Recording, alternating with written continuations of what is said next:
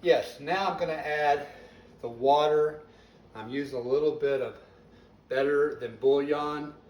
Not a lot because it's, even though this is considered made with, this is 50% less sodium, it still has a lot of salt. So we don't want to get too salty. I'm adding some water. I'm probably going to add a little more water.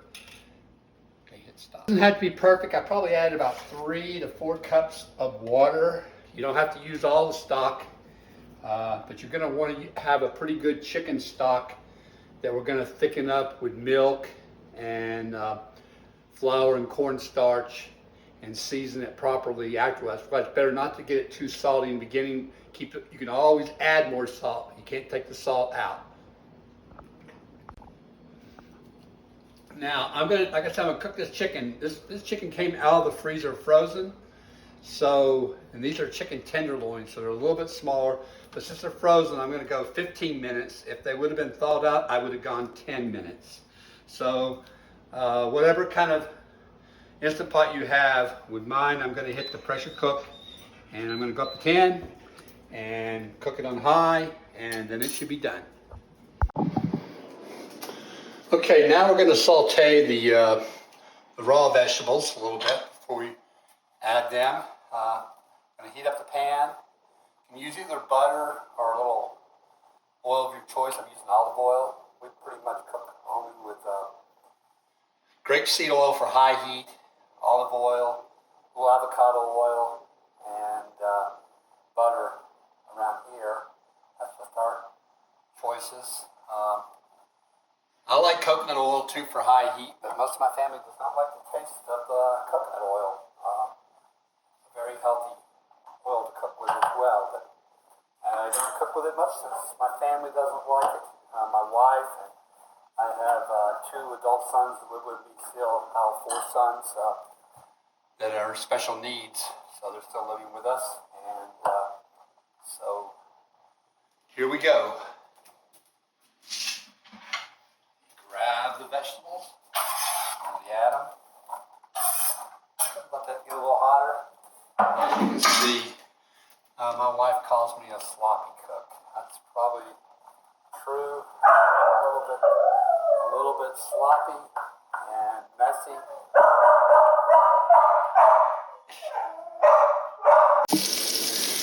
Now we're starting to make the roux to make the sauce.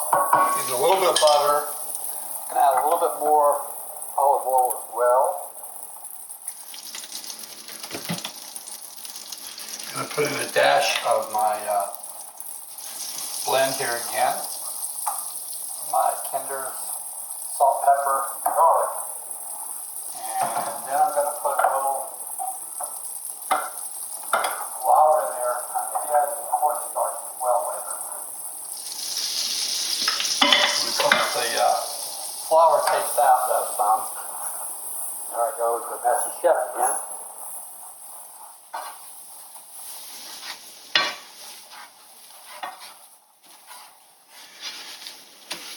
My wife loves that I cook. She just doesn't think I quite clean the kitchen to her standards. So I don't think I'll be doing a show on how to finish cleaning the kitchen to her standards.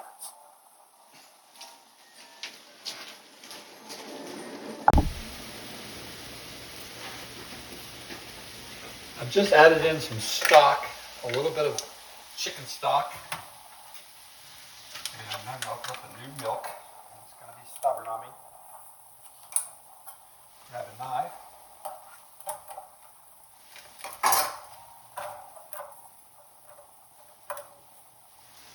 This is whole milk. You can use 2%. I reckon it'll be fine with 2%. Or it's great with heavy cream or half and half. But whole milk is a good middle of the ground compromise. We like it that way. I'm going to add a little bit of white pepper to it. I just like that little extra kick that white pepper gives.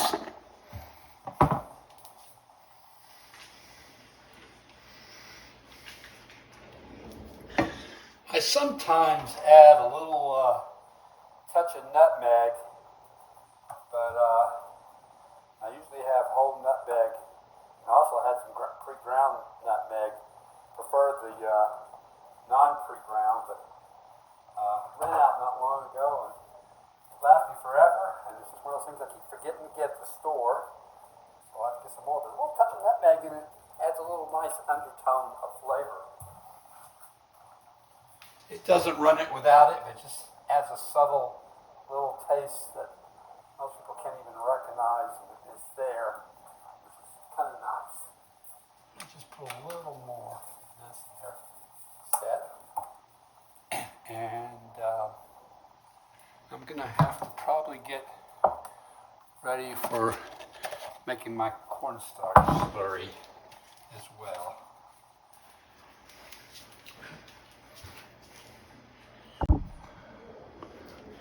For the cornstarch slurry, which we're getting low on that as well, this is had to be perfect. I'm probably going to go with 2 big heaping tablespoons. As I said, this is not an official tablespoon, but it's pretty darn close. Not like baking. It's not a perfect science. It has to be in the ballpark. And I always add a little more or take a little away. And add about 2 tablespoons of cold milk, so you can make the slurry. It's not lumpy. And stir it all up until it's incorporated and fairly smooth.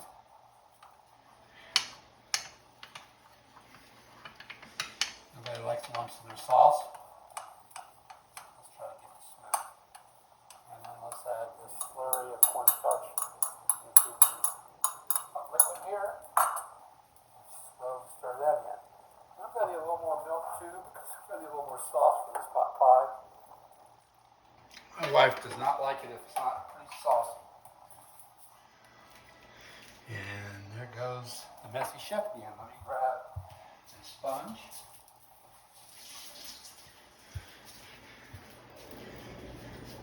Now, this is the first house. We've always had houses mainly with basement, bigger houses when all of our sons live with us.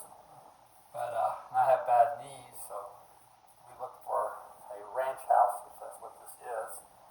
And it's the first time we've ever had a stove that wasn't gas. I prefer gas stoves.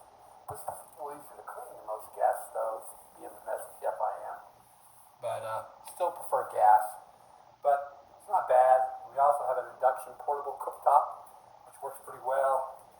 And we have a nice convection oven, some KitchenAid. It's a big one. It's not a double oven. We've had some double ovens before. That'd be nice. But like I said, we sometimes get the whole family together, but we make it work.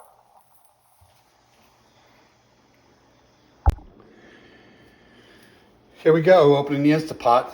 The pin is dropped down, so we're safe. And the chicken is done. We're going to have to now pull it out with some tongs and let it cool. And I have some tongs here, but I'm going to need to get a platter and let it cool.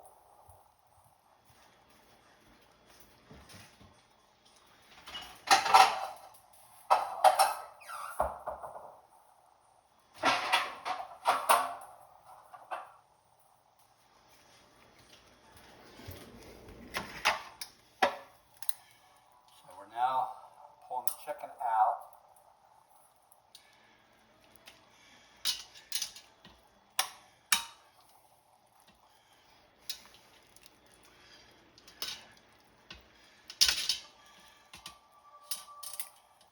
One side note, I had some already from another meal preparation, some chicken stock I had made before that I used.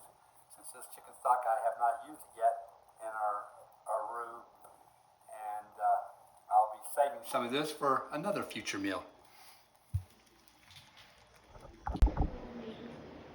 There. Anyway, I'm using these nitrate gloves that got cotton liners to keep my hands from burning. And shout out to Malcolm Reed with Barbecue Right, I believe is his channel name. Learned that from him. Good little trick. This way I don't have to wait for this chicken to completely cool down, and I can get it shredded while it's still hot. Of course, I could use 2 forks, but I find that a little awkward. I find it a lot easier here to work with my fingers, and with the chicken being blazing hot, I can just shred it up here, and all it feels is just slightly warm between my fingers. And my good friend Heidi here is smelling the chicken. She loves chicken, and I might have to give her a little sample of this to make sure it's not too hot. Baby girl. I think it's okay. There you go. So, it's good. Okay, so now we're going to start putting this together. So we got the chicken, we got the frozen vegetables that I'm using, got the sauteed vegetables. Over on the stove, we have our white sauce that we made. You can add some cheese to this as well to make it a little richer. I didn't do that today. This is going to be traditional chicken pot pie with no cheese in it. So I'm going to start by, doesn't matter what order, I'm going to put the chicken in first. Order doesn't matter here. Then I'm going to put the sauteed vegetables in.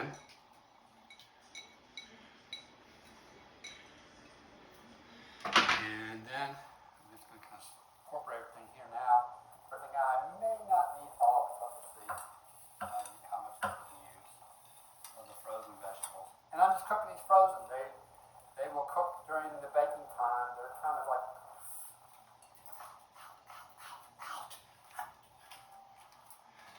anyway, that's one of my other sons. He didn't know I was filming.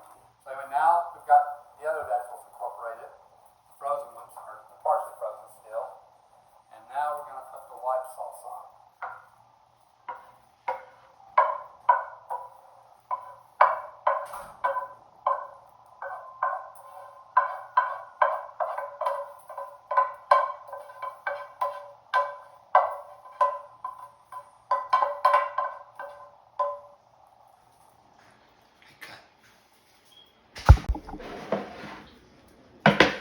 Now, sometimes I do make pie crust from scratch.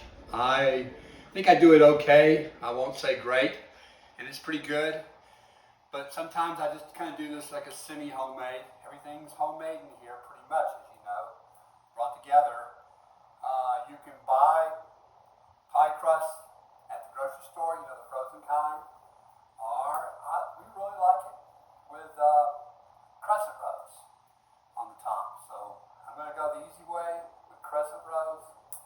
They taste good, and it works out pretty darn well. So I'm going to open the can, and pop it, and roll it out, and put it on top. Now, sometimes getting started, I'll let the can out. You're out of the picture. I'll let the can out for a while, and that's a mistake because they get a little bit soft and gooey where I should have left them in the refrigerator. So me bad there, but I'm gonna get it started. There we go.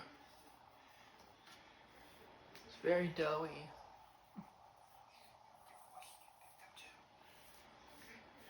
So get this spoon out of the way. This doesn't have to be really pretty. It's gonna pop up and bake.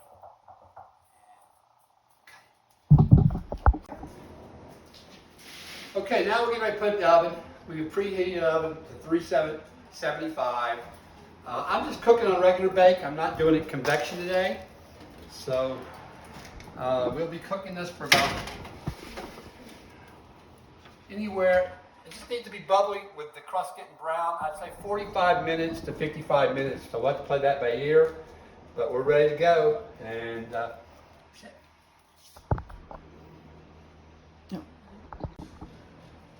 Yes. okay, it's time for it to come out. It's been 45 minutes. I did cover it with aluminum foil because it was brown a little bit too fast. It needs a little bit more time to cook. So that's something you can do if you don't want the crust to get too brown or black, and you still want it good and bubbly inside there. And then we're just going to put it over here, let it cool about 5 minutes before we cut into it. Close the oven. And we'll serve it up shortly.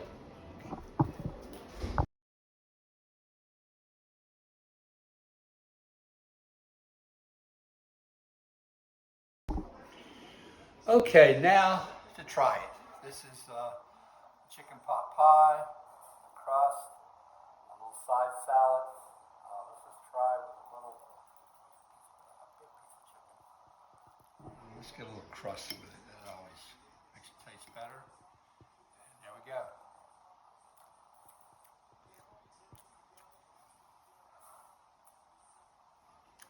It tastes good, huh? Very good.